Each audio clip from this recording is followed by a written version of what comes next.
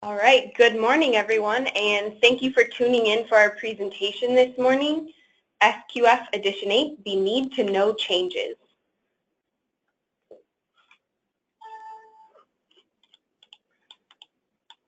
My name is Sarah Curran. I am Marketing Communications Specialist with Eurofins Scientific, and I'm here to take care of some housekeeping items and get our presenters introduced.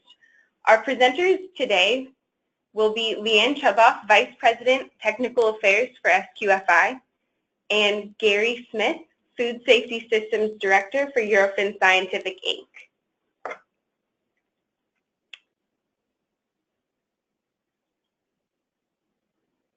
At the end of today's presentation, there will be time for a question and answer session. To submit a question for the question and answers, please find the question dashboard in the attendee panel on the side of your screen and go ahead and submit questions into the text box there. At the end of the presentation, we'll select questions to serve up to Leanne and Gary. A few housekeeping items. This webinar is being recorded, and the recording will be sent to everyone who has registered for the presentation, whether or not they tuned in. The recording will also be available on the Eurofins Scientific Resource Center in 1 or 2 days. Questions will be answered at the end of the presentation, and if they're not, we will personally reach out to you to respond to your question.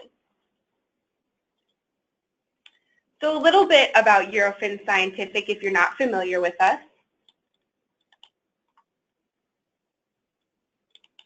Eurofins Scientific is located all around the world. We are a network of 310 laboratories in 39 countries,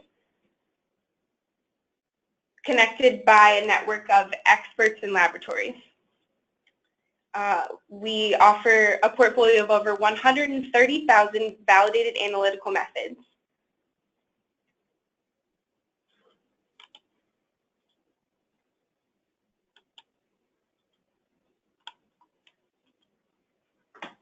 In the United States, we are located strategically throughout the country, and we also have locations in Canada.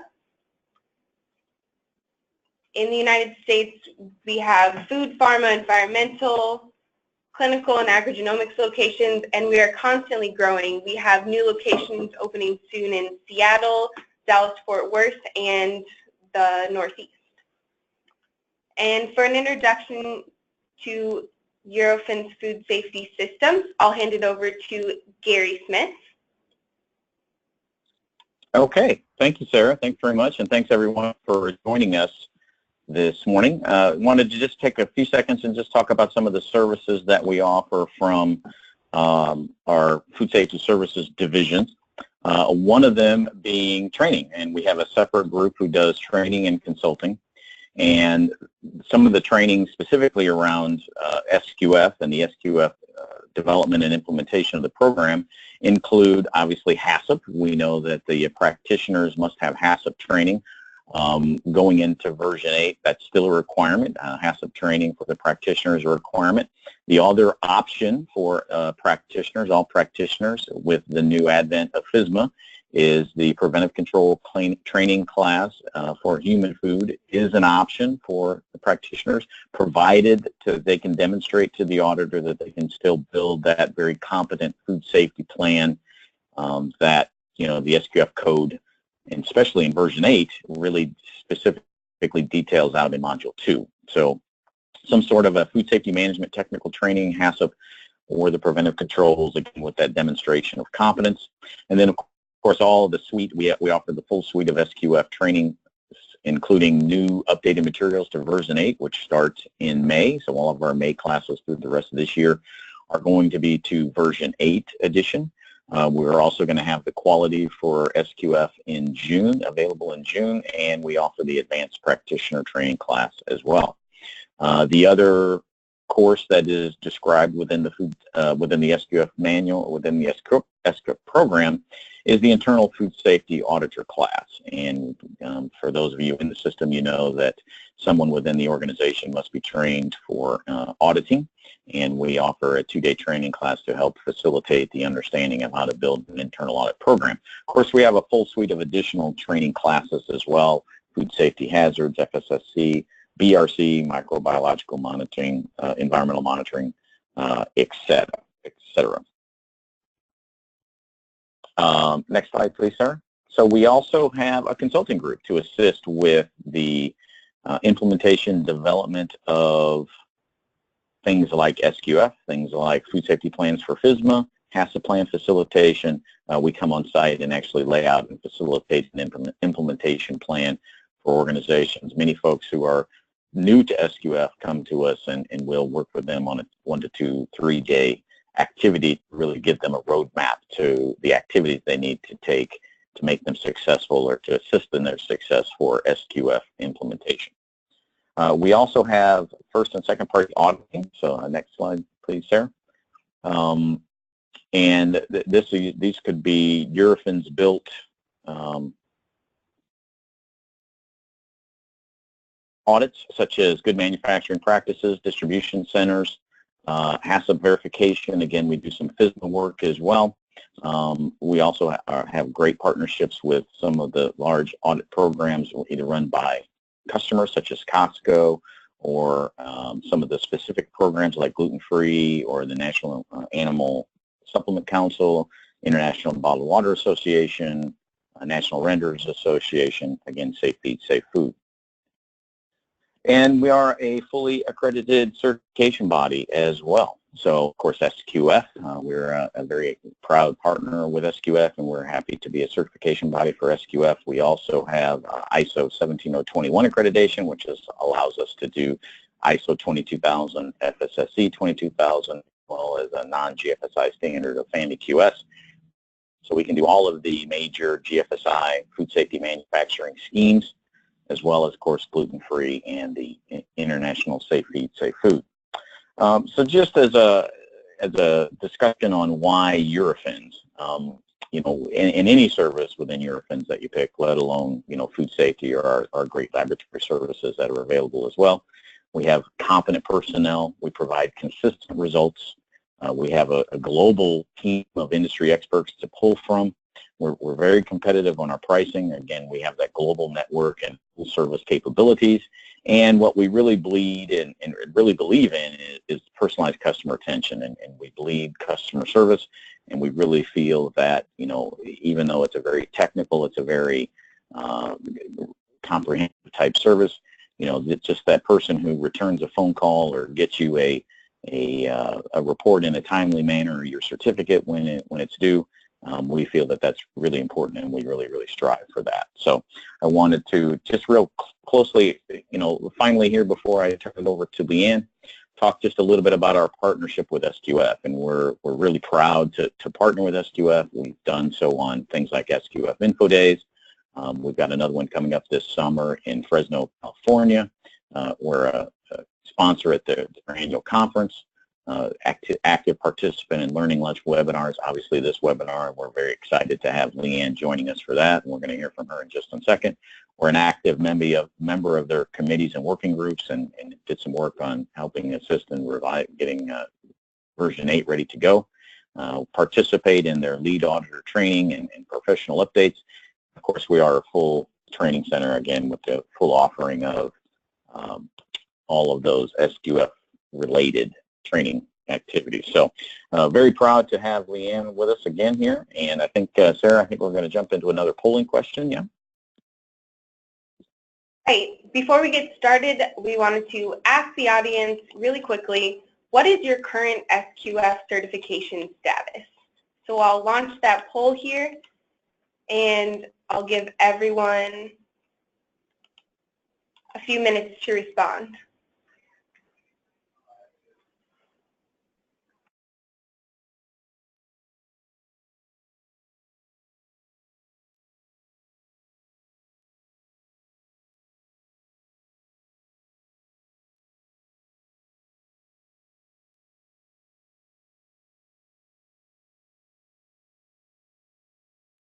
All right, a few more seconds and we'll close this poll.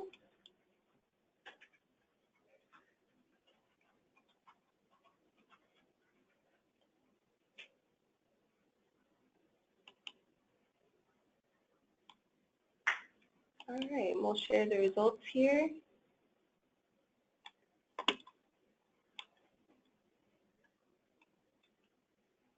So it looks like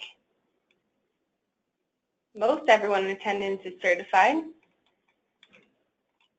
20% not certified, and we will move forward to Leanne's presentation.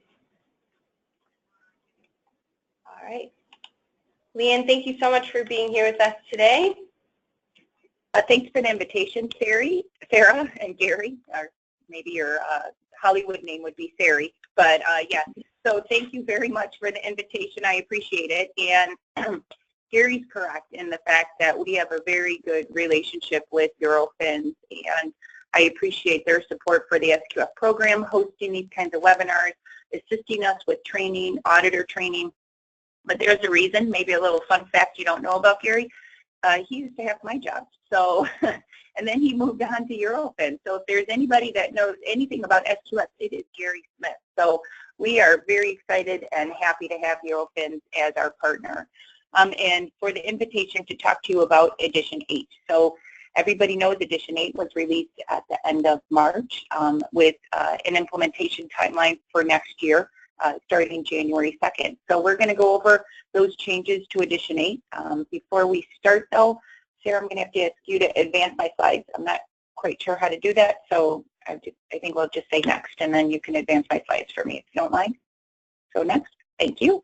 So what we want to talk about, or what I'm going to talk about, is the overview, the implementation, and available resources. I'm going to talk about the changes to the SQF code, and then the Q&A session. But the Q&A session really is ongoing. So please chat in your questions. Like Sarah said, she's going to capture all those questions. We'll answer them at the end. And if not, I know she'll gather them. She'll distribute them to Gary and I, and we'll get back to you with each of those questions. So next. Our goals. I wanted to explain what the goals were for Edition 8 because that will help understand why we went in the direction that we did. Our first goal was make sure that we had the right codes for the correct industry. You remember, I'm sure you all know, if you're, most of you are already certified, 80% are certified, that we had one system element, one code for every industry scope. And that didn't quite fit. I mean, it worked, but it wasn't a perfect fit for primary or for storage and distribution or for the manufacturing of food packaging. So we needed to make sure that we created a code that fit for each of our industry scopes and address the risks at each of those industry scopes. Second, we needed to update our system elements and our good industry practices, the GMPs, GAPs, GRPs, GDPs, whatever they are. We needed to update them with the emerging issues that we see. Recalls, number one recall, mislabeling of allergens within SQF. The second recall is biological. However, when you look at the breakdown of biological recall, 71% are due to listeria. So we needed to address these emerging issues that we see that were not, that needed strengthening within the SQF code, and then also regulatory requirements. Meaning FSMA. I mean, we looked at the preventive controls rule, and we wanted to see what was in those rules and how we can close the gaps between the two programs. Then we also needed to address the quality element. What we were hearing is that the quality code wasn't that strong. It was being intertwined with the food safety. It was too much food safety, and there wasn't enough emphasis on the quality. So for the 36% of you that are level 3, we did separate this quality code out and made it a more emphasis on the quality, and we'll get into that in just a little bit. And then, of course, we had the GFSI benchmarking requirements that we need to adhere to. Next. So Edition 8 structure, now we had our 7.2 code, and now we have pretty much 7 codes. One more click, or 2 more clicks, yes. And what we have here is seven distinct codes. So we went from one code, which really that one code had all these codes in there. It's just that people didn't recognize that. I don't think sites understood that we had a distribution code, or that we had a food packaging code, or that we even had level 1. So there are a few of you on this line that are level 1 that use our food safety fundamentals code. And we are looking to see if we could get more people to use our food safety fundamentals code, working and seeing how we can strengthen this code, make it more valuable to the retailers for acceptance, for small beginning suppliers as a valuable tool to accreditation. Next slide. So we have 7 distinct codes customized to meet the needs of the industry. The codes are color-coded. We have, if you could click to the next slide. Yep, thanks. So we have those 7 distinct codes. Food safety fundamentals, which was level 1. Then the 5 food safety codes, which was manufacturing, primary, storage and distribution, manufacturing of food packaging, and food retail, and then our quality code. Easy to identify now that they're color-coded. They're still free to download on SQFI.com. So you just click on the code. If you actually go to our website, it's right on our front page. You can just click on there and you'll be able to have access to that. More importantly, though, our structure doesn't distract from the farm-to-fork solution that we've always had. So we are the only SQF, we are the only GFSI benchmark scheme that has a farm-to-fork solution for certification. So this new layout doesn't distract from that. It's still a farm-to-fork solution. But what we have the opportunity to do is have unique system elements and a unique Part A customized for that particular industry scope. And that provides us that customized look and feel when it comes to the SQF program. Next. So here it is, Edition 8. The food safety fundamentals was level 1. Now it is our fundamentals. Our food safety codes were level 2, and now there are food safety codes. And level 3 is now our food quality code. So we still have the levels. It's the same levels. It's just a different approach.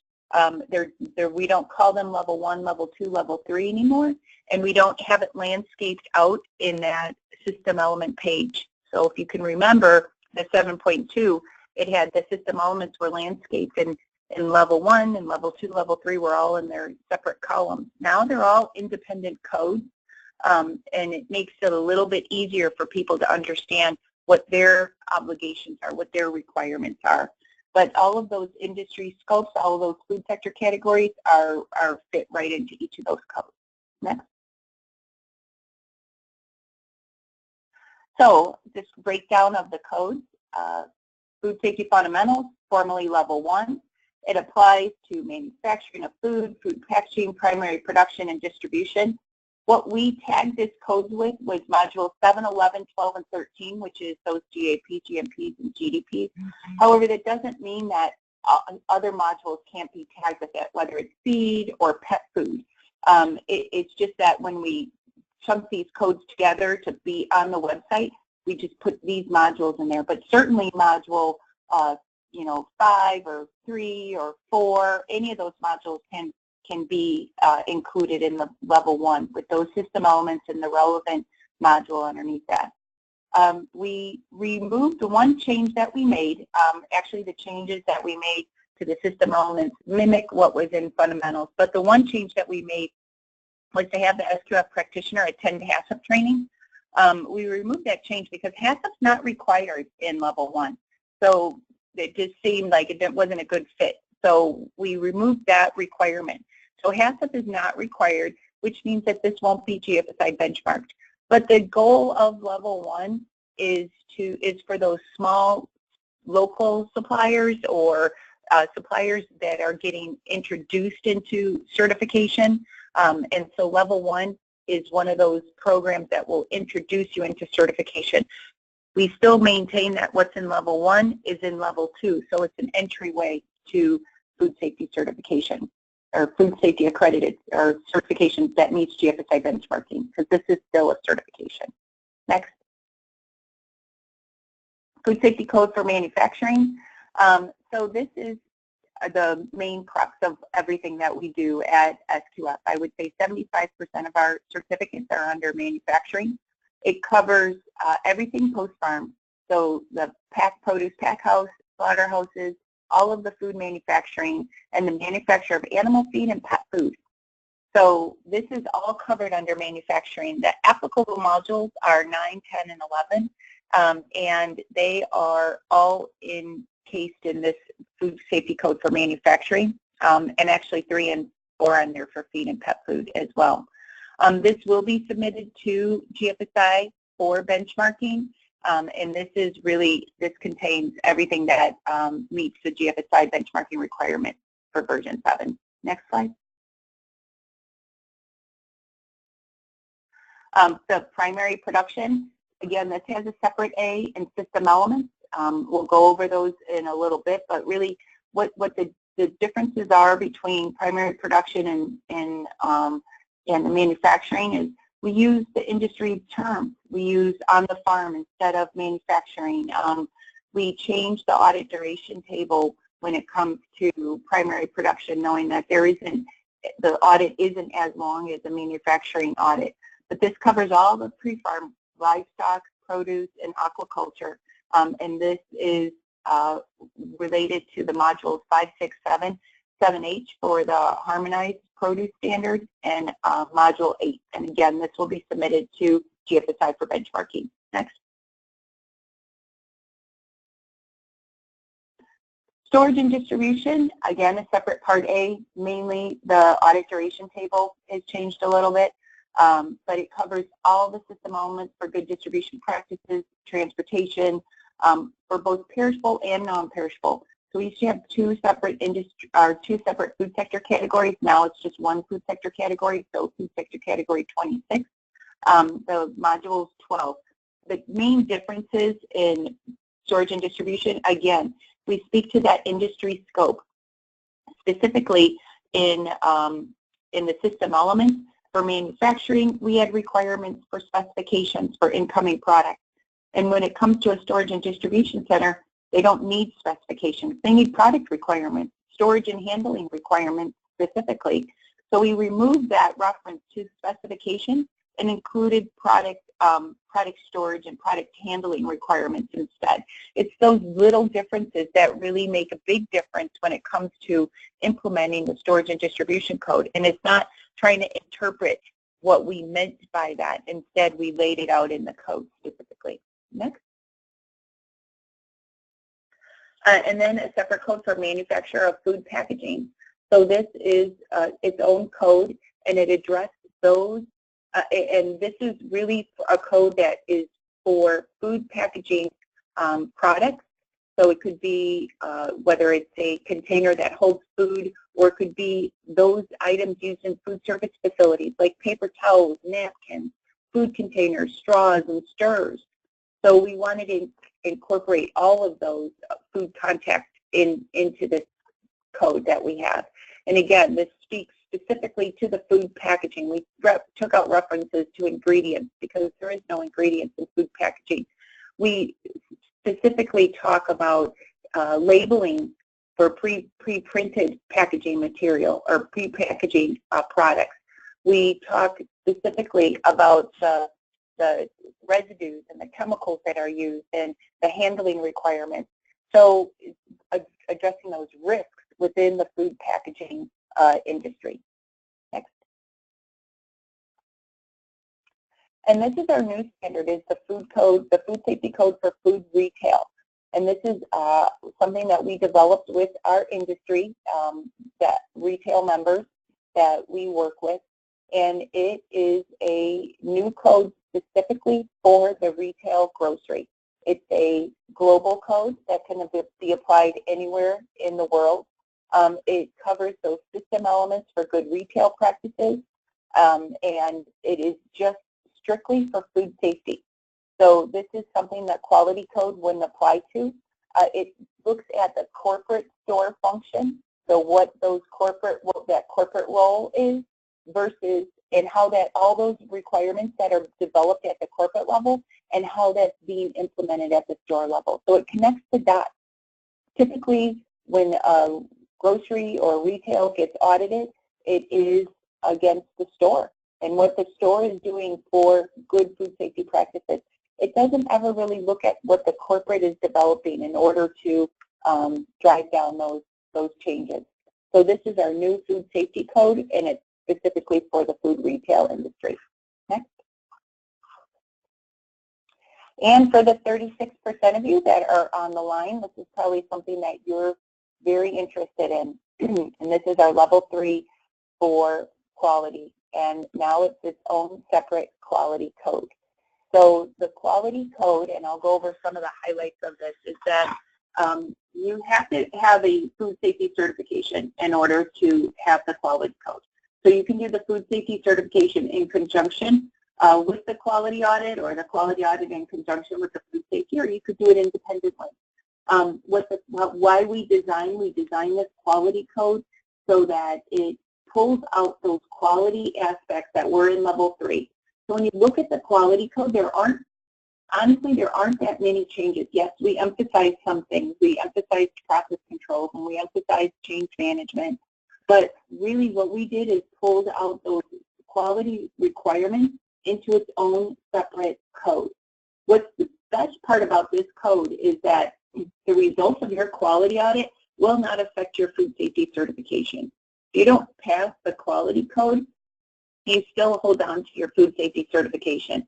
The other good thing is that because we pulled it out, we have a separate Part A. And that Part A is really very different from the Part A's for food safety. This is the pass, not pass audit. So if you close out all of your nonconformities, no matter how many you have, you will get a certificate. So it is not scored. It's a pass, not pass audit. Additionally, if you do have too many nonconformances, more than 10 minors or 2 majors, then you would get a 6-month surveillance for your quality audit. So again, the result of this is not going to affect your food safety. There's no criticals that can be issued to the quality code. It's a minor and a major deviation. They're not even called nonconformity. So we had the opportunity to change and look at what we wanted to do within this quality code. So again, I mean, I'm pretty excited about this. I know there's some anxiety for some of our current level 3, but when you take a look at that, you'll really see this could make a difference in how we do our operations. So the quality code is something that really was what we heard a lot of feedback from, not only just our retail members, but also from the users of the quality code, wanting something a little bit more challenging. And that's what was one of our goals when we were redesigning this. Next slide.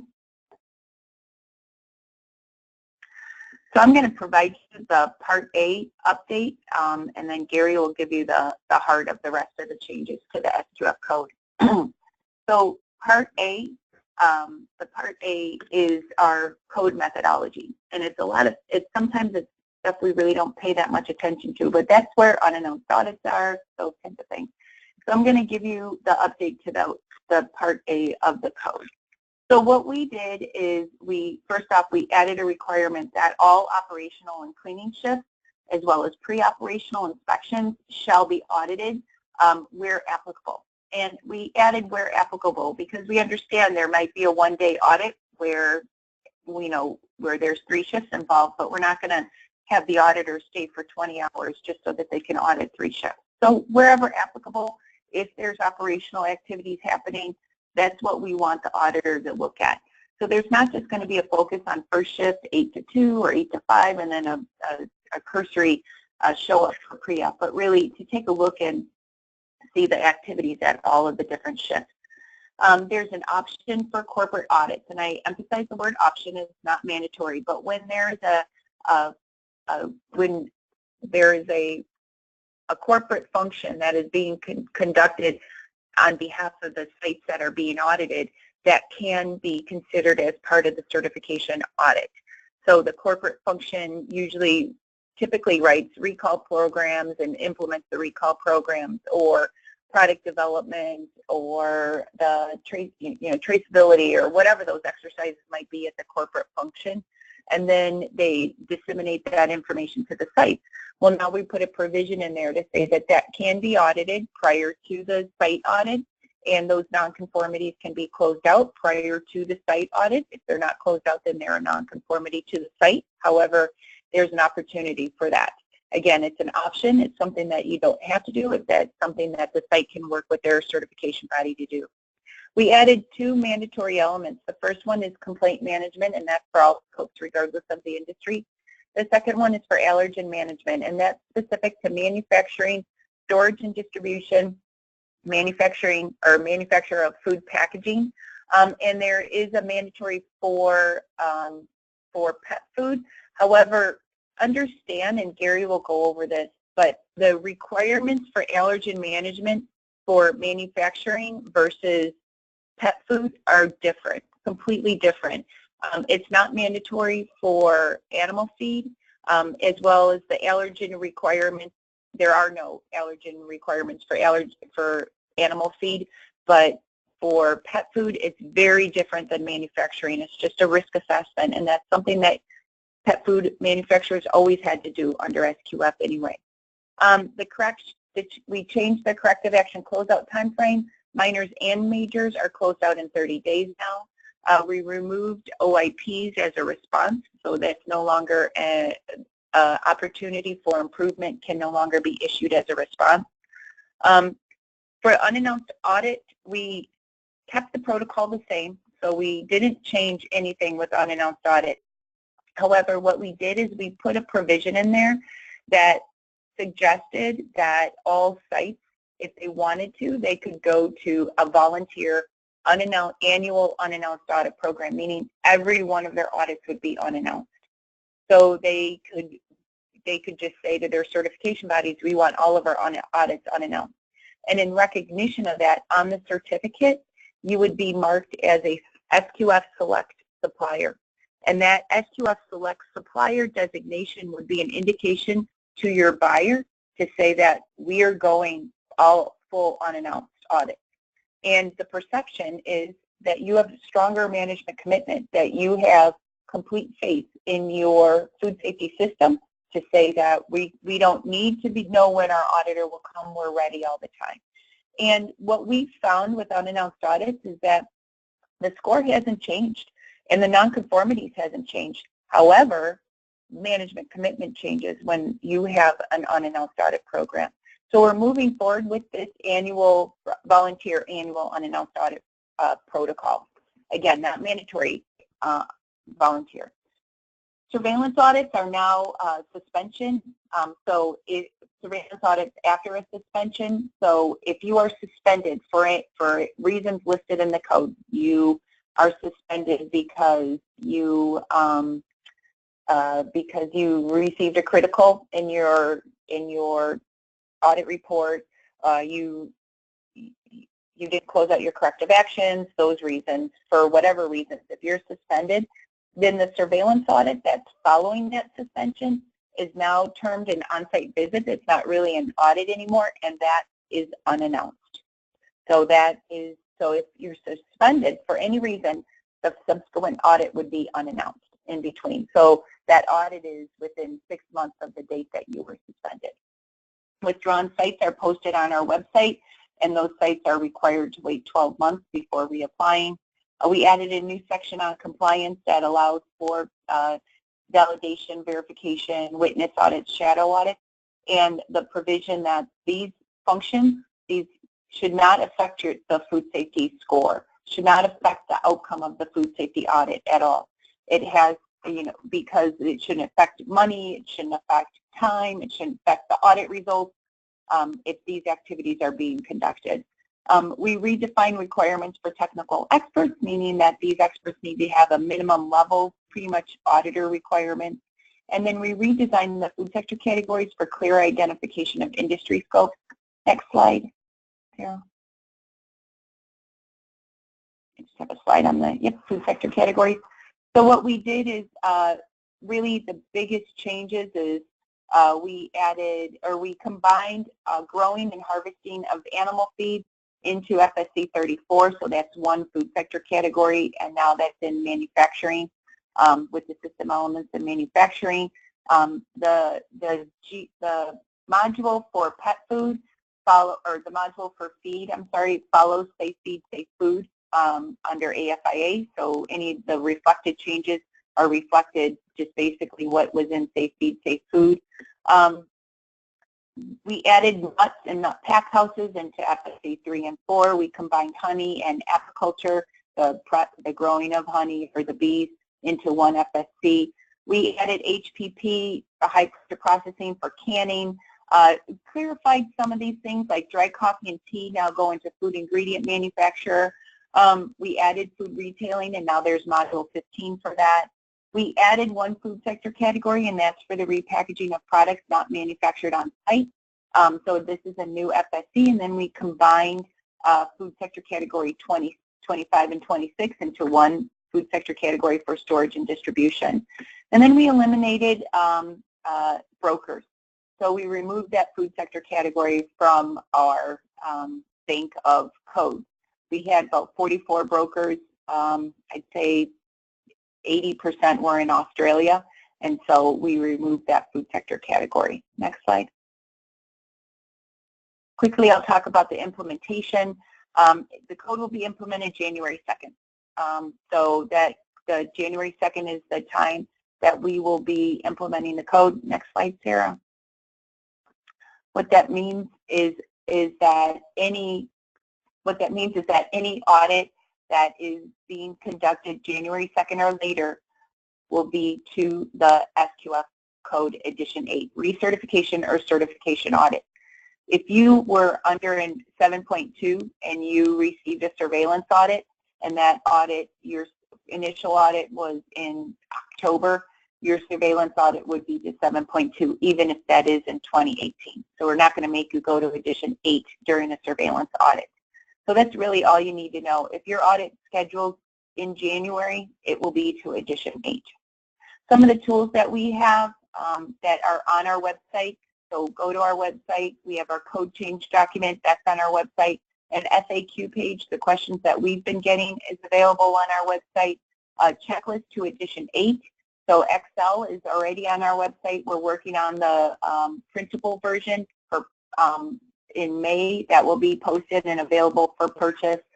And then instructor-led. So Gary mentioned his resources that they have. So they have access to the implementing food safety and quality systems. That's all available, and storage and distribution is also available on for our licensed training centers.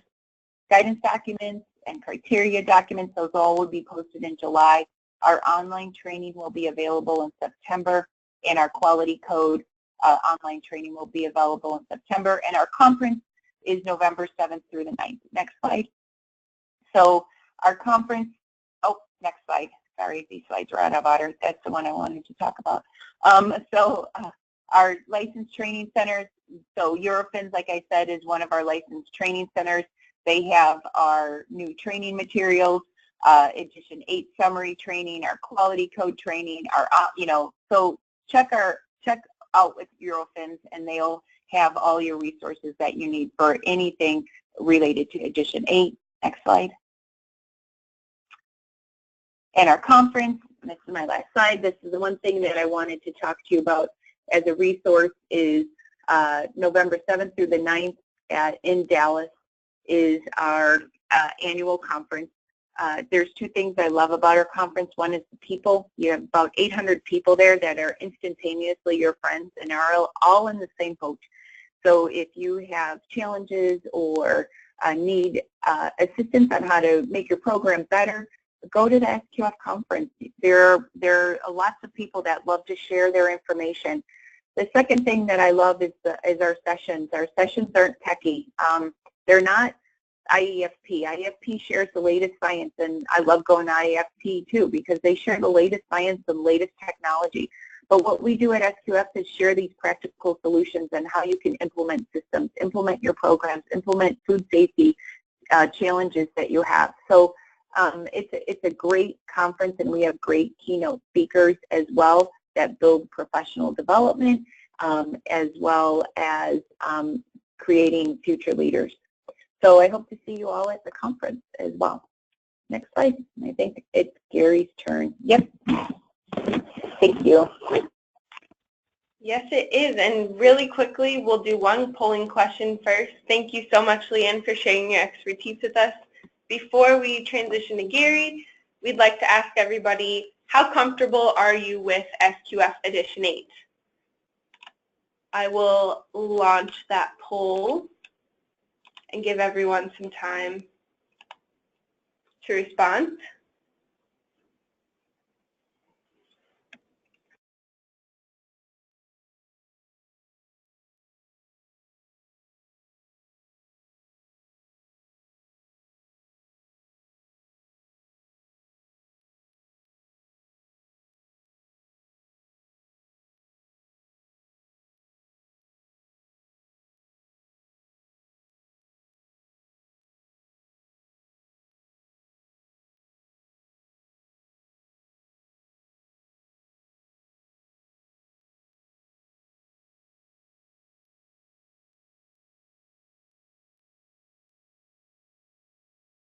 All right, it looks like a fair amount of you guys have responded. We'll close the poll and share the results.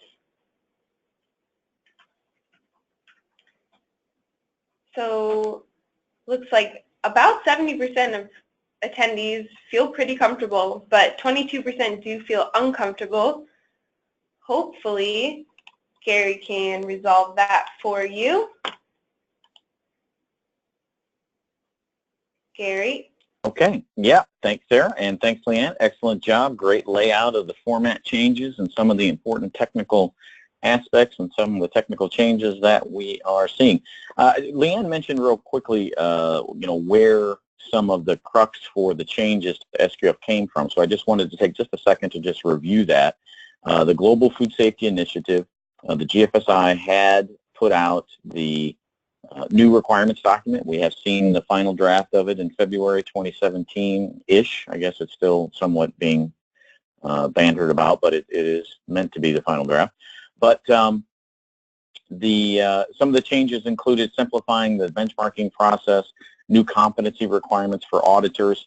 Probably the biggest change that really folks are getting the scheme owners like SQF are having to incorporate are things like the food fraud edition, which we'll talk more about in a second, allergen management, and more robust environmental monitoring, and provision for unannounced audits. So there has to be some caveat for all unannounced audits. SQF kind of set the bar for that with the implementation of their unannounced program quite a few years ago now.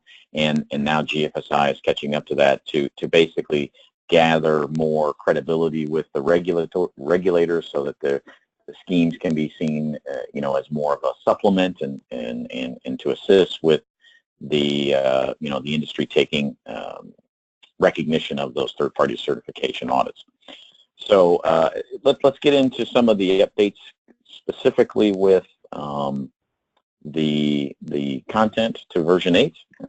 Sarah, I'm trying to advance it, but it looks like it's not going. So if you could, thank you. All right, so let's talk about food fraud. So we know that food fraud came from GFSI, and let's talk about what exactly are they looking for. Two pieces to it, really. One is a vulnerability assessment, and actually Eurofins has partnered with the USP, the U.S. Pharmacopoeia, on access to their database and vulnerability assessment tools and tools to assist the industry to conduct that full supply chain vulnerability assessment, which basically says where within my supply chain could we have substitution and what's the risk if we do. If somebody takes out this ingredient and substitutes it with a different type of ingredient, what is the risk from a food safety standpoint? And then the second part of that is, if there is risk for substitution, what can we do about it? What is our mitigation strategy? Are there any tests available? And again, that's where, looking in that database from USP can determine what's the methodology and what type of activities can we use for that to mitigate that risk. And then, of course, verification that those risks are indeed effective. The food safety plan in Module 2 has been revised quite a bit, and the SQF code had the foundation for HACCP throughout all of Module 2. And that was confusing for some folks because they're used to seeing all those HACCP questions all in one spot. So actually, SQF has now combined that, and now under 244 in Module 2, the HACCP plan is all right there, all the whole HACCP plan assessment tools. There's really no additional content. It's just a matter of it's being reformatted, so they're all there together now.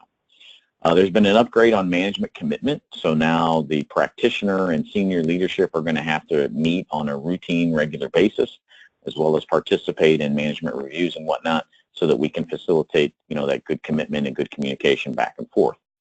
An enhancement on on-site laboratories, so more documented methods, participation in a proficiency testing, make sure that the lab is included on the internal audit program. A lot of the requirements are, if you're using an outside lab, they have to be 17025, but there wasn't a whole lot of meat on the bone, as it were, for good laboratory practices for on-site labs. So SQF has updated that just a little bit as well. Okay, next slide, please, sir. Approved suppliers. So supplier audits in the past, and one of the things that SQF is keenly aware of is that they have not revised the code for FSMA, for the Food Safety Modernization Act. There is a lot of caveats that have been added into the standard, but they are not specifically as a result of FSMA. But some things certainly can be tied there, and those of you who are very comfortable with FSMA, you may recognize some of the preventive control activities, and obviously one of them is on supplier management, where in the past, SQF had to have an assessment of food safety of their suppliers, but here now it's a much more robust and much more driving towards having to have some type of a supplier audit to include, verification of that supplier performance. Another area that kind of is a nod to FSMA is the environmental monitoring, a much more robust requirement. Manufacturing has to have environmental monitoring now, so that's an important piece as well. Identity preserved foods, that has now been added into the food safety manufacturing. It previously was in the quality part of level 3, but that is now as part of the food safety manufacturing standard. Allergens, as Leanne mentioned, allergens is now a mandatory element for manufacturing. Need to have that management plan. Again, the risk assessment is important for everyone to do, but certainly distribution centers, certainly animal food facilities, it's an important piece to have that risk assessment, so determine where you can use it or where you don't need to. Enhance product changeover activities, enhance label verification activities, enhance separate handling and production equipment. So again, a nod to the allergen preventive controls from FSMA. Sarah, next slide, please. So Module 11, when you look at some of the specifics, the content for Module 11, there's a lot of it the same. Some of those things that I just mentioned are in there and added out. Lighting, where previously the standard said it had to have appropriate lighting and proper intensity. Now the standard defines some of the intensity requirements. Procedures for how you purchase your equipment, how you purchase utensils, addressing incidents of potential bodily fluid spillage. And again, another nod to FSMA, a requirement for adding an inedible waste designated for animal feed. So previously, many times a food manufacturing facility where trim or waste products or whatnot were going to be headed off to the pig farmer or off to, the pet food plant, and they were very treated similarly to trash, and as an auditor, very difficult many times to segregate them or identify them differently from trash. Now they have to be protected, now they have to be labeled, now they have to be handled like an ingredient rather than being more as a inedible trash type product as they were previously. So again, that is a nod to the FSMA change. Sarah, next slide. And again, Leanne went through some of these already, but more specifically on storage and distribution, really it is pulled out as a separate standard, but if you're familiar with Modules 2 and Module 12, content is pretty much the same as it was before. Some of the terminology has changed and is much more distribution focused. Obviously, all the processing terms have been pulled out. Some enhanced receiving, storage, and staging requirements in nod to the sanitary transportation rule. A definite specific on the handling of recouped product, which again we count as returns or repackaged. The food fraud is required to be added in storage and distribution as well. Allergen, again, for storage only, and then chemical storage versus in-house. So the key there is the chemicals that are used in-house must be secured when not in use, but of course chemicals used for sale do not have to be secured. They just have to be segregated and stored, segregated away from food items. The packaging standard focus much more terminology on the packaging industry, and again a lot of term changes but not a ton of content changes. And then as Leanne mentioned, for primary production, no environmental monitoring or allergen required. Obviously this is growing fields out in the fields. We're talking about harvest, packaging containers, clarify the use of potable water, again a nod towards FSMA for the produce food safety rule, agricultural chemical applications, and then updated the multi-site requirements. So not a ton of content changes, again much more focused on the format changes, but not really a ton of content changes within those specific certifications. Next slide. Yep. When we get to the quality, as Leanne mentioned, use of statistical process control. Now that sounds intimidating, that sounds scary, and a lot of folks kind of freak out a little bit when they hear SPC, but that can be simple things like, weights. We check 10 weights an hour and we put them on a chart and we verify to see what's it supposed to be, how often are we within our range, how often are we outside of our range, how capable is our process of being able to provide an in-weight product. So that very simple example is use of statistical process control charts. And, really that's what we're asking for here in this, is that your practitioner be competent in it, don't have to have training in it, but need to at least be able to describe it and understand it. And then use, again, with those production processes. So very simple, whatever key quality measures that you're taking, how do you use that data? How do you use that data to try to make yourself get better? Suppliers must be certified to second or third party quality management systems. So again, we're really pushing on the suppliers, those folks who are providing you product for the level 3 or previously level 3, now quality code. What type of quality management system do they have in place, and how has that been verified?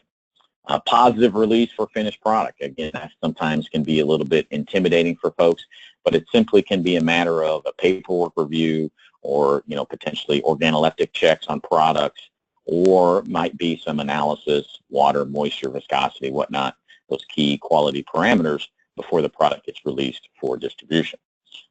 Separate auditor training is going to be required. Auditors will need to go through some additional criteria and additional training so that we can make sure that they understand what a quality program is supposed to be, and it's okay to ask questions about what should the quality be, and really what we're going to be training the auditors on there is go to those product specifications, go to those customer specifications, and really those parameters that are within those finished product specifications and customer specifications, those should be in the quality plan as those critical quality points. Because if your customer says it's important enough to put in their product specification, we really need to see it in a quality plan. So I know a lot of folks who are a little intimidated by the change to quality and the focus on quality.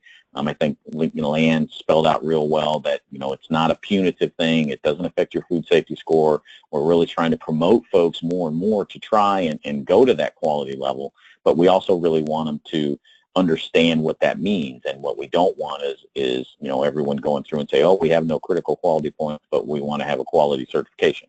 We really want to focus on those key drivers of quality within the process, looking at the customer specs, looking at the internal specs, and understanding how do we manage those quality points, because that's the intent, that's the purpose behind having the quality certification in the first place.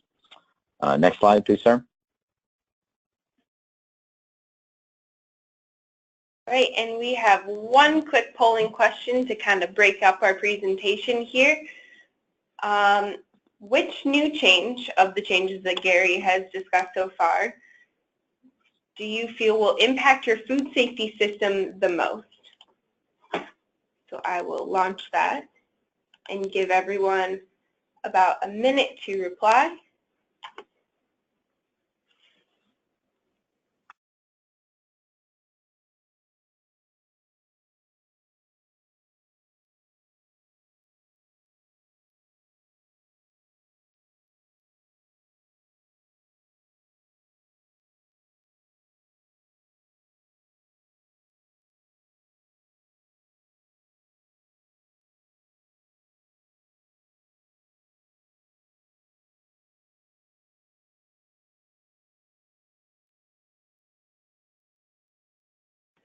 All right, it looks like it's slowing down here, so we will close the poll and share our results.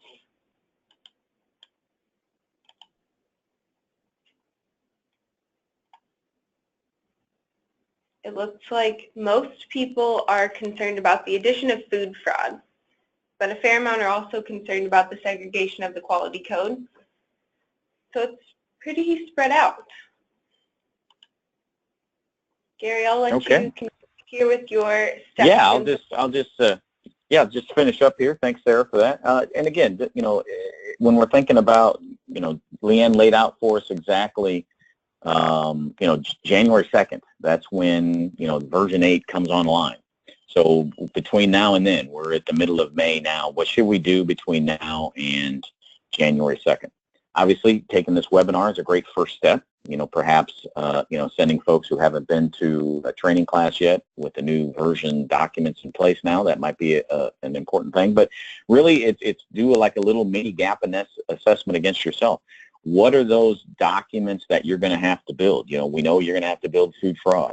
We know you're going to have to expand potentially some environmental monitoring, or maybe allergen risk assessment, or identity preserved foods, or whatever. So what are those programs that you're going to need to build? Now it's time to get those understood, get those documented, and lay out a project plan, understanding here are the things, here are the steps that we're going to have to take, and lay out some little timelines to say, okay, you know, we want to work backwards from January 2nd. Ideally by Q4 of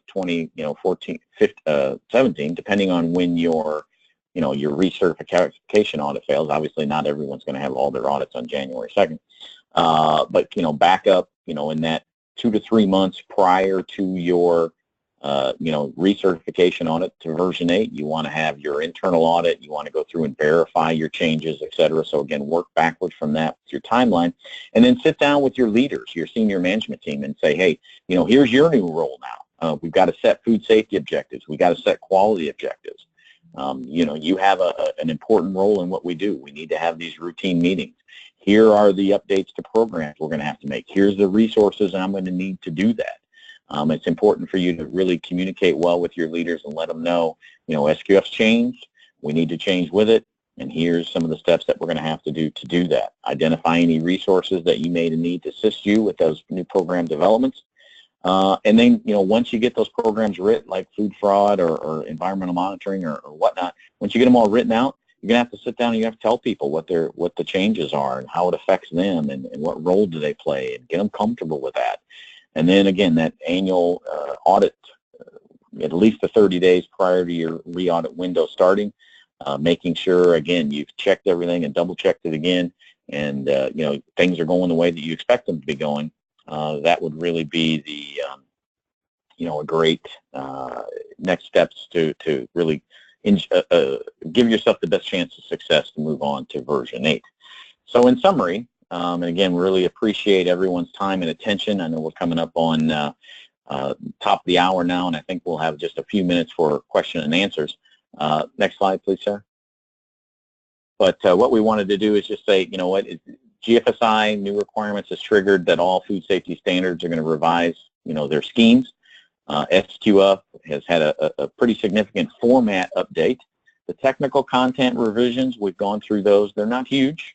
There are some, you know, new programs there, but really it's a very big format change, you know, somewhat of a technical change as well. but it's significant and, obviously great to be aware of it. We know that quality is now separate, independent from food safety certification, so really wanting to promote more and more folks going towards quality to get, control of those processes. We've discussed some technical additions there around food fraud, environmental monitoring, management commitment, allergens, et cetera. And we know that version 8 is going to go online January 2nd, 2018. So with that, I think we have one more poll, and then we will close it out. Sarah, back to you.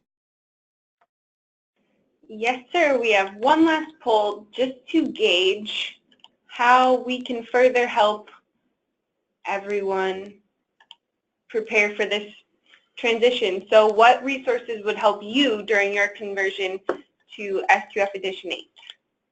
We'll give you just a little bit of time to respond.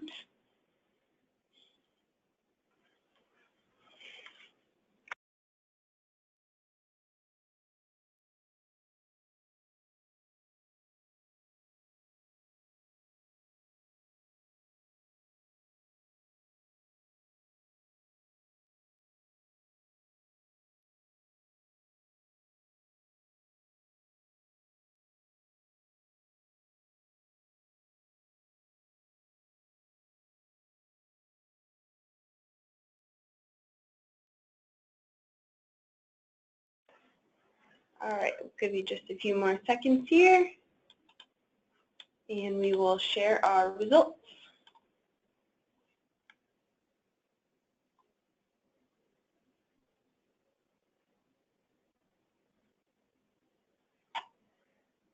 All right, so it looks like a fair amount of people are interested in formal training or courses, which is a good sign. And now we will launch into just a few question and answers. I know we're over our time. So the first question is, if the quality policy is segregated from the rest, does that mean that for a first-time certification, we could go straight to level 3? Leanne, do you want to field that one? Sure. So for first-time certification, you can certainly go right to use the food safety and the quality code. You can, absolutely. It would be, and actually, if you fail the quality, it wouldn't affect your food safety score at all. So none of the deviations or anything that are acquired during the quality audit are against the food safety score. So your food safety certification is going to be separate than your quality certification, and you can certainly do the two together. As long as you pass your food safety certification and you close out your nonconformities on your quality audit, you would receive both of those certifications. So yes, you can do them together on the initial certification, or you can do them separately. It's entirely up to you. That's the way it's been formatted. Okay, thank you.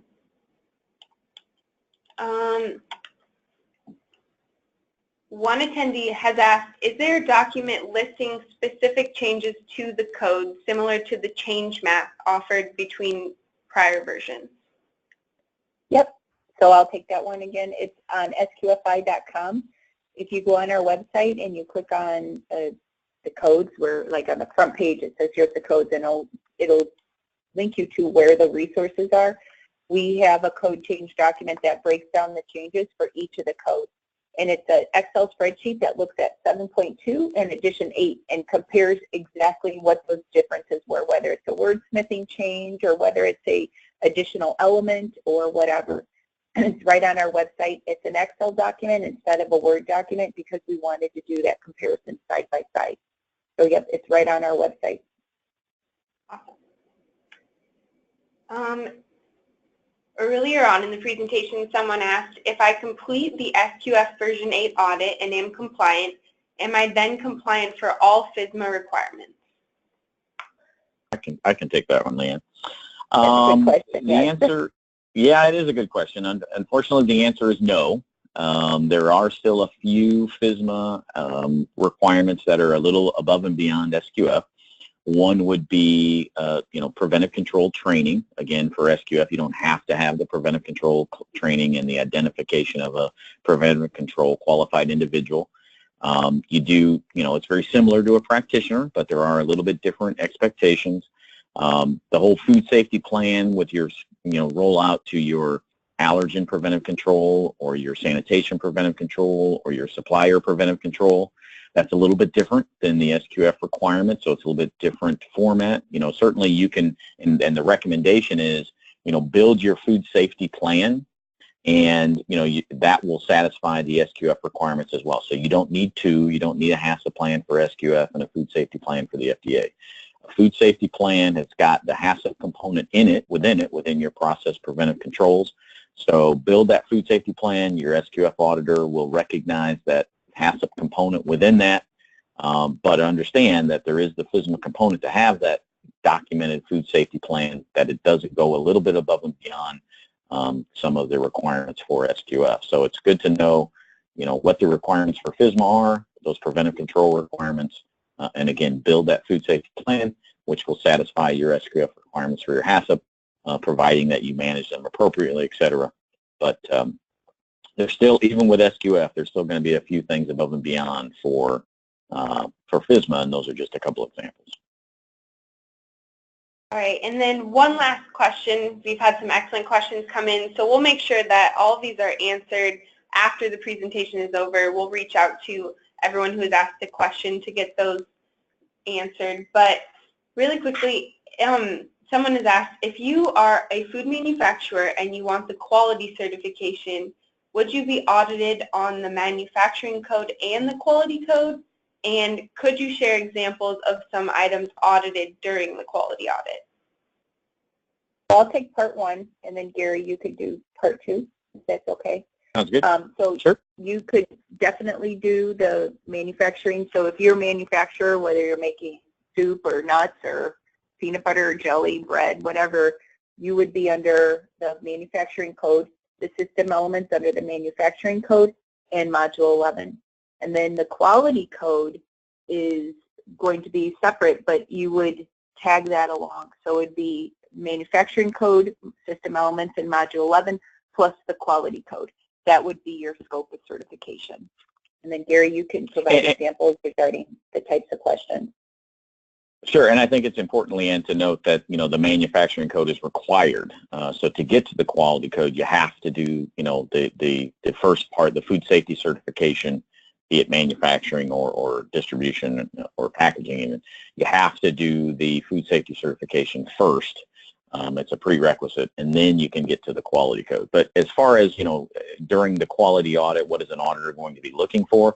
Again, they're going to be looking for, your quality program, your quality plan, looking at your customer specifications, and what has your customer or your company and your finished product specifications spilled out as your key components to quality. What are your key attributes? And it may be moisture, it may be color, it may be size, it may be weight, it may be texture, it may be viscosity, it may be bricks, it may be, there's obviously, there's a huge number of potentials out there, but it's those, sensory, product attributes, those activities that drive quality within your process and within your product. And what the auditor is going to be doing is they're going to be reviewing that plan, and then they're going to be on the floor looking at records and interviewing folks and saying, okay, tell me how we monitor this quality component here.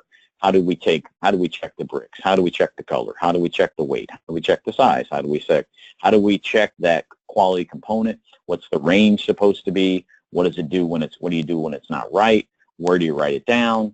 Those types of questioning is what the auditor is going to be doing to verify the implementation that, yes, the plan that we have written in the conference room is actually matching what we see out on the floor, and the product can demonstrate that performance, and the folks who are actually executing those activities can describe it and verify their competence. All right, thank you both so much for those answers. And like I said before, all the other questions that came in that we haven't had time for, we will get answered directly after this presentation. Another reminder, a recording of this presentation will be sent out to everyone who registered, and it will be available online in the Eurofins Resource Center. So you'll be able to share this with your coworkers and rewatch it as needed. But I'd like to thank our presenters one last time, Gary and Leanne. Thank you so much for sharing your expertise and experience with us. And here is Gary and Leanne's contact information for anyone interested. And at this time, we will conclude our presentation. Thank you everyone so much for tuning in today.